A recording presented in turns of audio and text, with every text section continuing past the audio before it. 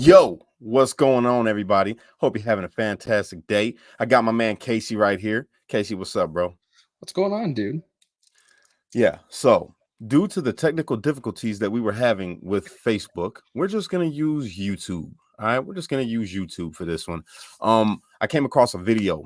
First off, I was looking into the whole Israel Gaza debacle, and it led me into some crazy videos. One of which I watched, kind of like, I'm like, damn, like it messed me up because it was these four guys walking, and then this drone or whatever it was came out and just literally obliterated them, bro. Blew them all up. It was sad. It made me upset. So then I started going down. Hey, what's going on, everybody? Pam, Kim, Lynn, Valerie, Troll, my brother Troll from Troll Country. What's going on, you guys? Yeah, so I found we don't really watch the Young Turks. I'm starting to, because the chick, I don't know if you've been noticing her, but she has been going off, bro. And she's kind of like she said she's no longer a liberal. I'm telling you, she's all but saying that she's basically done with the Democratic Party and the liberal agenda, and she's kind of like speaking like how we speak, and it's pretty cool. So before we jump into this, everybody right now, if you could please share this video out on Facebook and let everybody know we're over here on YouTube, because yeah, it's just what it is, because Facebook sucks so bad. You don't like YouTube any better. I like YouTube just fine. So here we go. Been a fan since day one, Cash. I appreciate that. I appreciate that. Oh, sending love from a Jew raised in Gaza. That's what's up. Nice. See, we need somebody like you. I need to talk to. I want that. I wish that person could come up and tell me their experience real quick.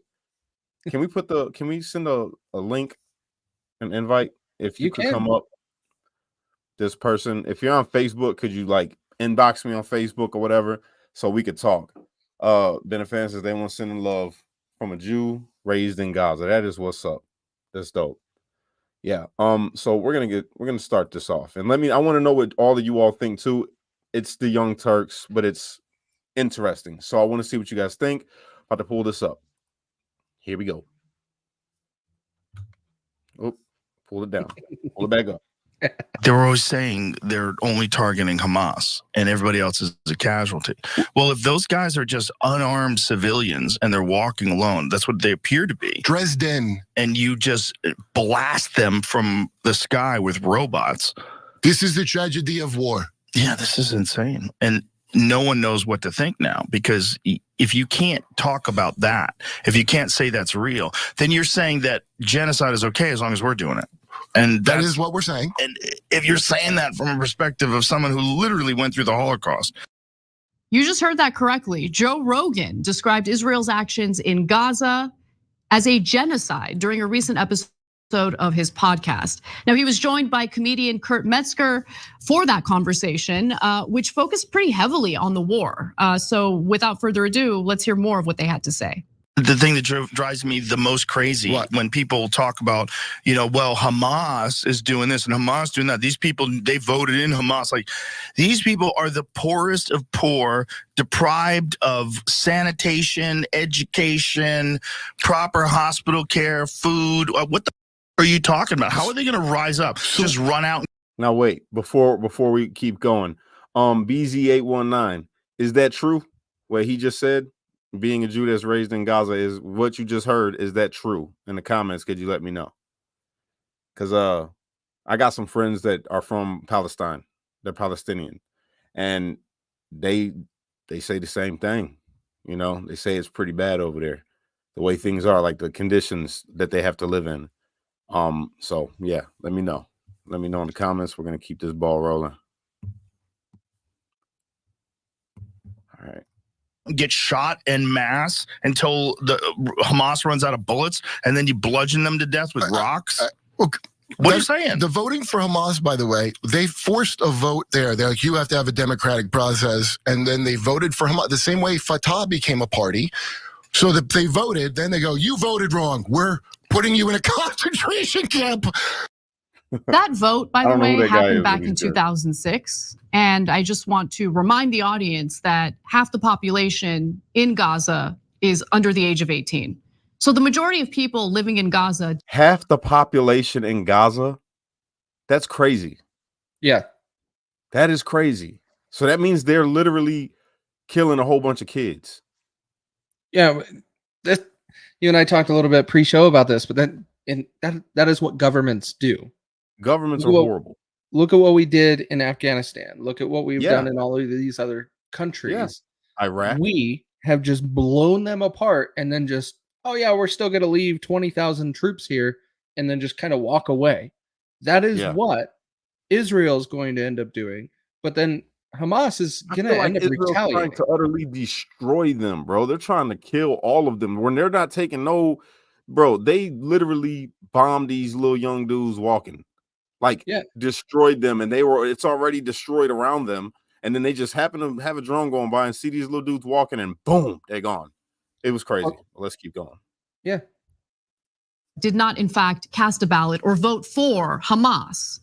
But nonetheless, you have the Israeli government using the same excuse, the same argument that, well, they elected in Hamas. We consider them a terrorist group. What they carried out on October 7th, the atrocities they carried out, gives us the necessary excuse to carry out the brutalities that we're carrying out in Gaza. So be on your way. That's mostly the messaging that we've been getting from Israel's far-right government. And I just feel like every excuse that they've given us can easily be debunked. Hamas is using Palestinians as human shields, so we had no choice but to drop bombs on said civilians. Well, they've been using that excuse for forever. I mean, not just during this current war, but in previous wars that Israel has had in the Gaza Strip, in the West Bank. They always find some sort of excuse about how terrible. Yeah, I didn't know that, if that's true. I didn't see that. I only seen the clip. You're right. And it wasn't on mainstream media. I was watching clips from, stuff about the war over here on YouTube, and I started to Google some stuff, and I didn't see the whole thing. If you have that, if you could, throw that into the chat, the link to that, I want to see it, because it's crazy. The whole thing is nuts. Terrorists are using civilians as human shields. You would think that at this point, Hamas would be under the impression that Israel doesn't care if they're using civilians as human shields. They're gonna drop the bombs anyway. So I just feel like the argument doesn't really make much sense. The human shields don't work, so why would Hamas keep using Palestinians as human shields? And then also, how do you justify the blockade of humanitarian aid, which is rapidly taking Gaza to a situation in which most of the civilians are gonna face famine? How do you justify destroying 60% of the residential buildings, residential housing units in Gaza? How do you justify that? Could it be that maybe Israel wants to just completely raze Gaza, flatten it, destroy all of its infrastructure? And is that how it seems to you, Casey? Yes, but that honestly, like that is what governments do. Like, they just want to blow things apart. But the American government, it depends on what their motive is a little bit. Sometimes it is to draw things out for money, and so that's what they'll do. But intentionally, if you are going to be doing something in war, you should be going in with intent of wiping them out into submission. And that is what you should be doing, not drawing it out for a decade like America commonly does. I agree. And push Palestinians out of that land, out of that territory. And what'd you say? I was just gonna say, and so I get what they're meaning by saying they're just gonna flatten the country. That is the intent of war. Like, it is to wipe them out into submission to where they give up and they wave the white flag, right?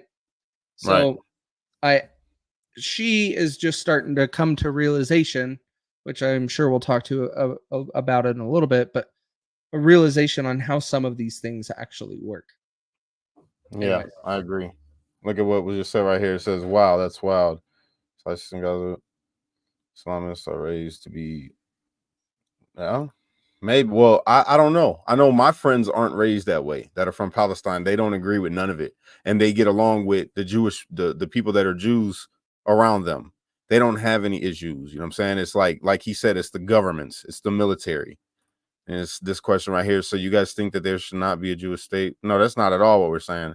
I think that, I don't know. I mean, we all know how society works in this day and age. If a nation gets conquered, they get conquered.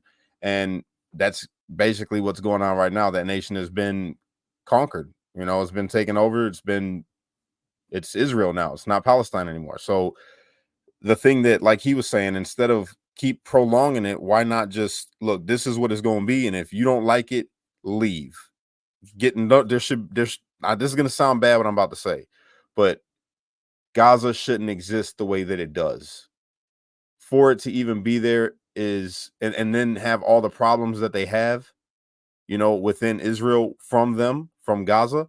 If you know that this part right here is just attracts violence and terror, and they're funded by these people in Lebanon and Hezbollah and all of that, in Syria and all these places, why even have it sitting there? That would be like us in America knowing that North Korea has a fraction, like a whole city or whatever, that's right in the middle of, or right next to DC.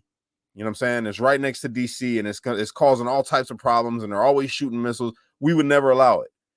They shouldn't allow it. But to allow this to go on over there when they're bombing kids and carrying out these attacks on civilians, that shouldn't be. And if that's the course that you're going to take, then just going to sound horrible, but get rid of them all. Get rid of everybody. To look, you got to leave. Make them leave. Like, you grab them and ship them, instead of telling them, oh, you got to go that way or go that way, and then they're blocked and they can't get in. No. How about, we're going to take you and you're going to go this way, and that's that. No more. This is done. But I don't know. Let's keep listening. I don't really have to guess much about whether the far-right government of Israel wants to do it, because they tell us they want to do it. In fact, Kurt Metzger references that in the next clip. Let's watch. So what are these Israeli soldiers putting up on TikTok? Well, all the war crimes that they do. No. Look, I Really? want to make this clear to everyone. I would never listen to an Arab. Okay, so I want you to understand that. I would never believe a Muslim about nothing. You don't have to ever do that. Look at, not America, what they tell you, Israeli news, Israeli politicians, their ambassadors when they come here and talk. Listen to what they say, because that's what I unfortunately did, and it was quite disturbing. It is quite disturbing. In fact, that's why South Africa had quite a bit to use against Israel's far-right government when they went before the International Criminal Court to argue that Israel's carrying out a genocide, something that the international body says is certainly possible, feasible.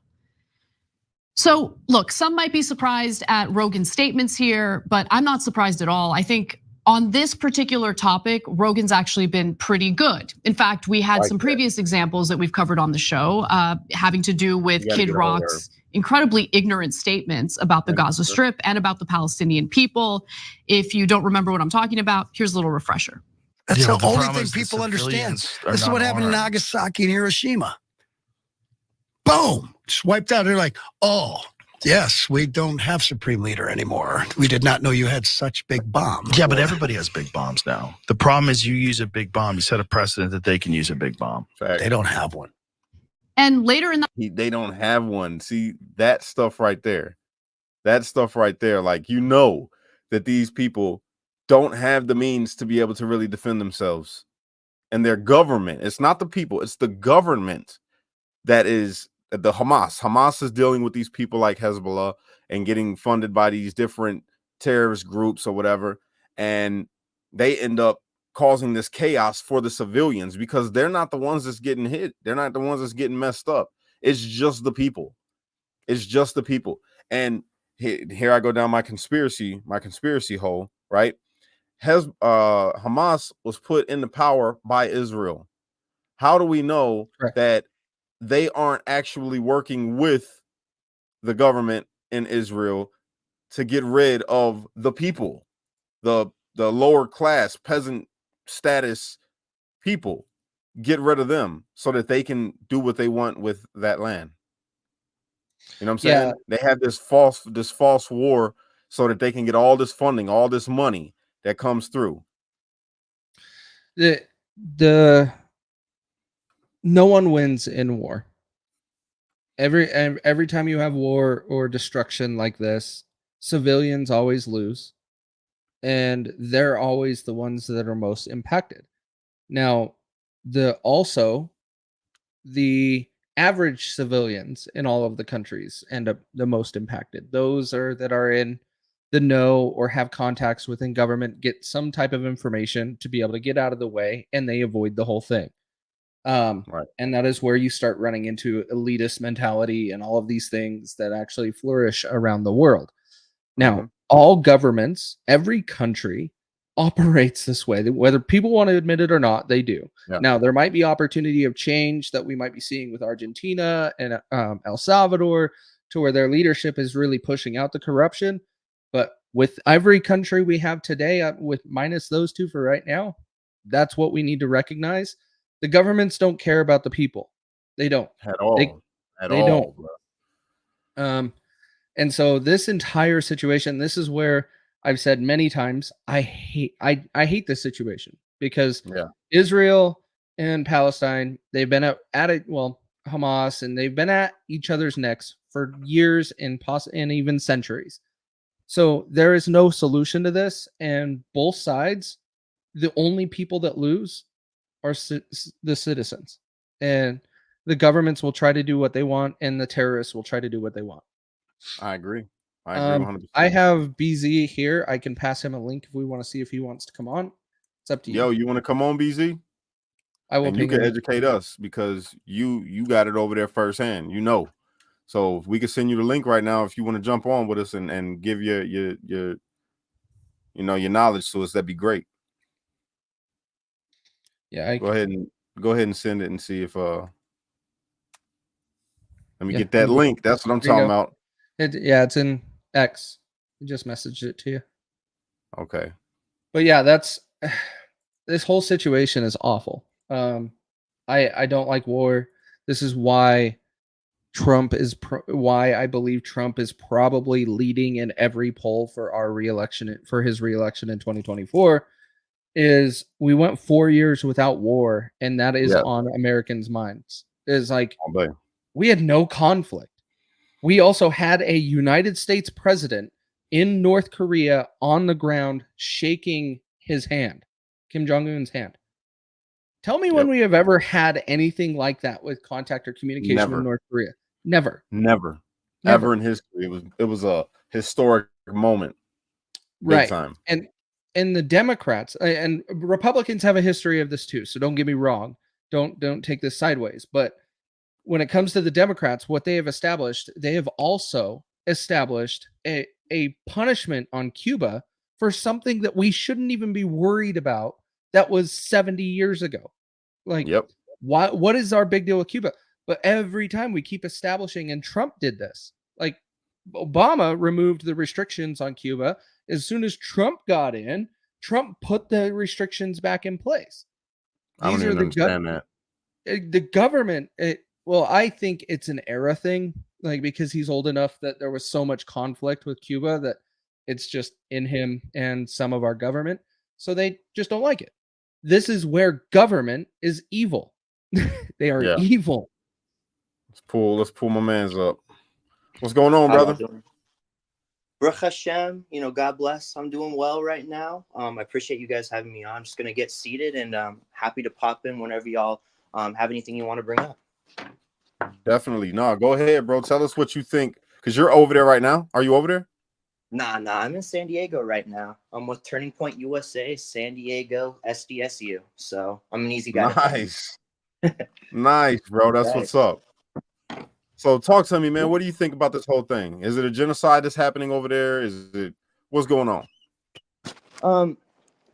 That's the toughest thing, man. My grandma, Frances Gelbart, is a Holocaust survivor. I'll pull her book out of my backpack in 1 second so I can show y'all, but that's not the topic of this conversation. You asked me a pointed thing. The bottom line, I said in the chat, before it was even the state of Israel in 1948, the Jewish resistance groups, which were allied with Bedouins that have had a 3,000-year war with Palestinians, the people of Bled el-Shem. I'll go into all that later if y'all want to get into the nitty-gritty. They did commit murders against Palestinians, whether they were not in resistant form, trying to leave their villages. And I'm talking about even before 1948. all the way up to 1967, we're getting the West Bank back from Jordan, or as we call it, you read your Bible, Judea and Samaria. There's no West Bank in the Bible. And that's not to shame Palestinians or anyone who calls it the West Bank. It's just you can't find West Bank in a Bible. It doesn't exist. This is my grandma's book, and I'll open it in a minute. My point is to say we do have a struggle right now. You got people still murdering each other on both sides of the fence. Is some of it indiscriminate? As y'all said, there are some innocent people walking on the streets of Gaza. They've been bombed, whether it's in Rafah. The north of Gaza is already totally, there's no one there other than Hamas, Islamic Jihad, ISIS, and a few other local groups, being that local Palestinians, some of them have taken up arms on their own in order to fight back for their land. And that's what I'm calling it. I'm calling it there has been murder on both sides. Both countries, both peoples have blood on their hands.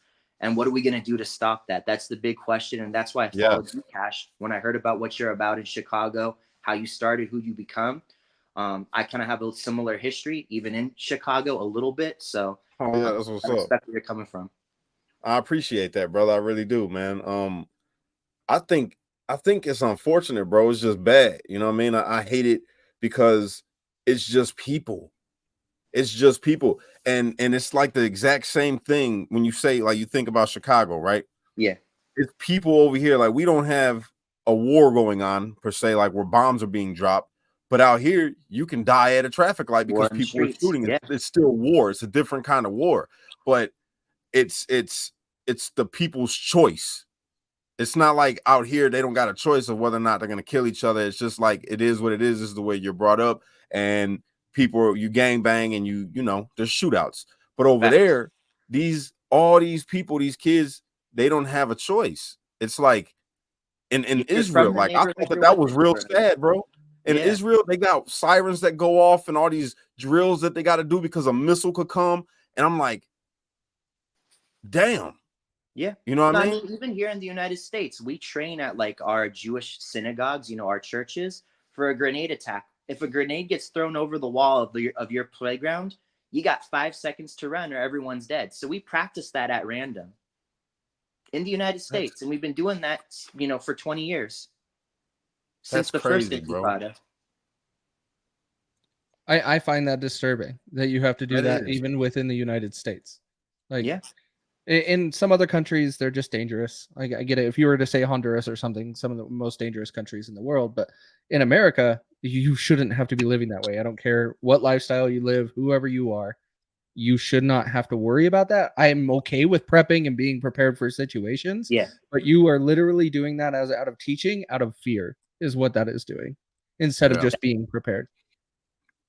Man, hey, bro, I think that when you got some time, I don't know if you got a computer or a laptop or something. I do.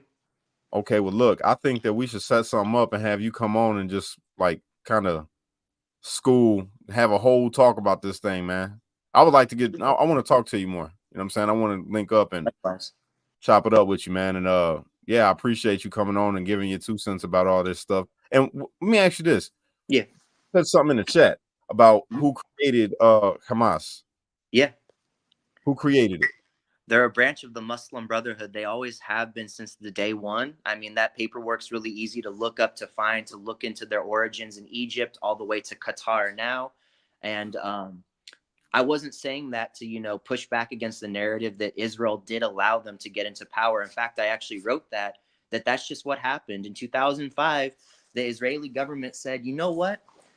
We don't like the Jewish settlers being in Gaza anymore because that's going to cause not only a security threat, but it's radicalizing more Palestinians to be anti-Jew. When the fact of the matter is, man, that's the biggest lie on earth. You know, Jews used to go to Gaza City, to the beach. We'd hang out, go to the beach with Palestinians, buy food from them, especially those of us who don't keep kosher. You know, we eat the things that they eat because we have a strict diet if you're keeping that Jewish diet going. There was unity, there was peace, but not in every neighborhood. Just like it can be said with Palestinians, there's not peace between every Palestinian neighborhood, whether it's in Gaza, the West Bank, Jordan, wherever. The same thing in Chicago. If you're Hispanic, if you're whatever, you don't, it's, you know, oh, every Hispanic is allied. We know those politics in Chicago. That's not the Right. case. Just like it's All the day same long. with Palestinians, and you got some problems, even with, Jewish people that are not necessarily aligned just because, oh, I'm a Zionist. Let's use that word. Zionists are separated by whether you're left wing, you're right wing, you're religious, you're secular, you're a Trump supporter like me, or you're a fascist because you're a Trump supporter and you're not a Jew anymore. That we got problems. I like this brother, man. I like this brother. This is dope. This is dope, bro. You guys got to follow TPUSA. It's not, the word of TPUSA is not coming out of my mouth as if they're like, telling me what to say. This is genuinely what I believe. I got you, man. We're gonna chop it up some more. I got Casey. You got him on X. You said, Yeah. Yep. All right, cool. You want to say anything else, my bro? I just want to tell y'all, you can check out The Home at The Home JLM on YouTube. And what we do, man, we're Israelis, we're Palestinians, we're Christians, we're Druze, we're Bedouins, we're we got a huge African population, man, millions that come out that are in Israel, but also thousands of residents that are African working in, and I'm talking about residents of Israel, working with Palestinians every day, because we're trying to bridge that gap of commonality. All we want to do is go to these Palestinian villages that are soiled with trash because Abbas, the leader of the PLO or the PA, the Palestinian Liberation, the Palestinian Authority, whatever you want to call it, they don't have sanitation workers because no Palestinian man, because women can't have that job, want to be lower than the dirt to work as a sanitation person. So villages are soiled and we go in. It doesn't matter if you're a Zionist, you're a lefty, you're black, you're white. It doesn't matter. We go in there and we're cleaning up garbage. And these Palestinians, they come out of their house and say, yo, The Home JLM, what are you guys doing? And we say, my land is your land is my land. You guys know that saying from elementary school. Mm-hmm. We believe the same thing in the Holy Land, man. We all have a purpose to be there. Whether you're fulfilling the mission of the book or you're not, it doesn't matter if you're Jewish or Muslim, you're Christian, you're atheist. We have a right to be in this land as people who have built our families there. We want to stay there. We don't want to push anyone out. We want to treat this land like we really love it. So the best thing that we know to do is start with something simple, clean up the trash. And that starts that first, olive branch conversation about, damn, nice. I can actually work with you. So nice. That's what we're about. The Home JLM. Check us out. I'm going. Don't trip it. That's on YouTube? Yeah, The Home JLM. We're here on YouTube. I'm going there. Yeah. And I'm going to start using your guys' content to put on what we're doing right now. I'm going to share the screen and pull it up. And yeah. And I'll add one thing, because we're talking about what governments are doing. We are a non-governmental Israeli and Palestinian founded NGO. We don't work with governments. We never will. But if someone from a government wants to open up their eyes and see what they're doing on the ground and they want to make real change, they actually want to have peace rather than, I'm going to call it the arms trade from the United States that is completely unnecessary. We're out here funding all these military organizations for what purpose? What has it done to actually help us on the ground? Zero. So check us out. Let's have that conversation. Big facts, my brother. I appreciate you, man. Thank you for coming on with us. Thank you so much. Yes, sir. Salam alaikum barakato. Ramadan Kareem to anyone who celebrates. Yeah, happy Ramadan. Had a great Shabbat. All right, my brother. You have a good Shabbat as well. Thank you, my friend. Be blessed. All right, brother. Yo, I like him. Bro. Yeah, he was him. He knew what he was talking about. I like him. Yo, we got to connect with him, and I got to go check that page out. We're gonna do something. So yeah, that's it. I'm glad this happened. I'm glad this little dialogue just took place. So wrap it up. I think we're done. This was great. Anything?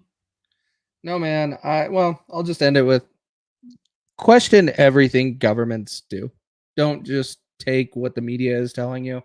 Governments always have their intent for power and control. It's not generally for the citizens. Very rarely it is. So always question the narrative that you're handed. I agree. With that being said, everybody, I hope you have a fantastic night. I'll probably jump on Instagram and do a live later and just go have some fun. All right. Till then, unite, don't fight, be a street light, because only you can be the change you wish to see in the world. And when you get too stressed out, you got to remember to pray, America, because without God, everything falls apart. That's just fact. Yeah, brother. And boom. Oh, nope. Hit the button.